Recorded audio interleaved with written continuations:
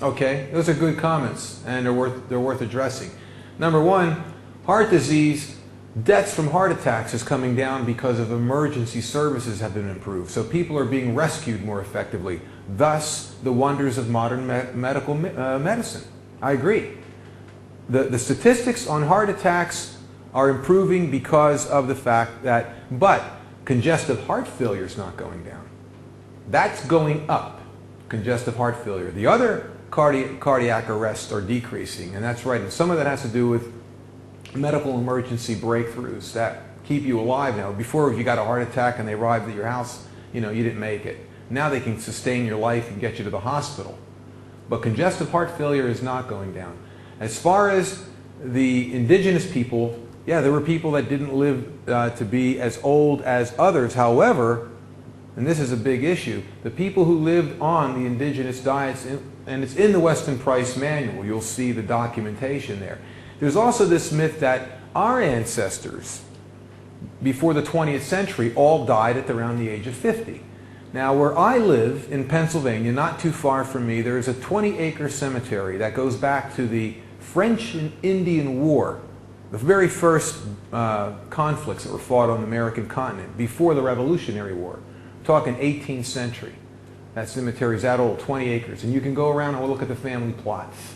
And they go all the way back to that time. And what do you see? You see family plots, and you see people who live to be in their 70s and 80s, even into their 90s.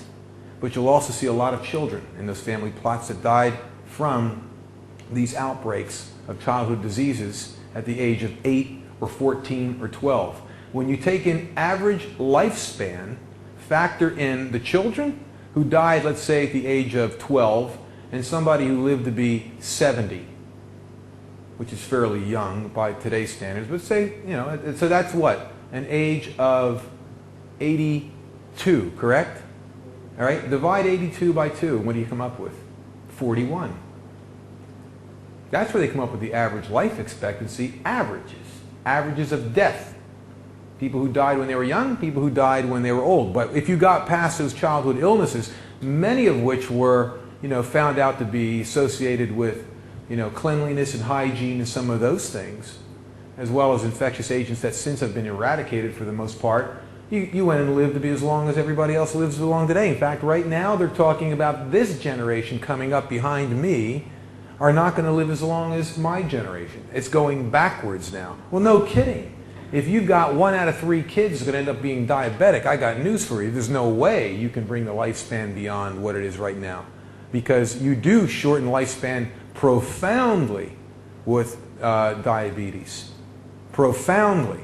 And cancer rates are going up. Cancer now is bypassing the heart illnesses. But those are very good points, and I appreciate your comments on them, because there is a lot of that being used as the reason why we are the healthiest nation, or we're the healthiest civilization, or we're the healthiest age of people. We're not.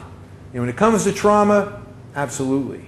When it comes to infectious illnesses, we were doing good on that, but I think we're going to start slipping on that because we don't have antibiotics that work like they used to, and our immune systems are falling apart.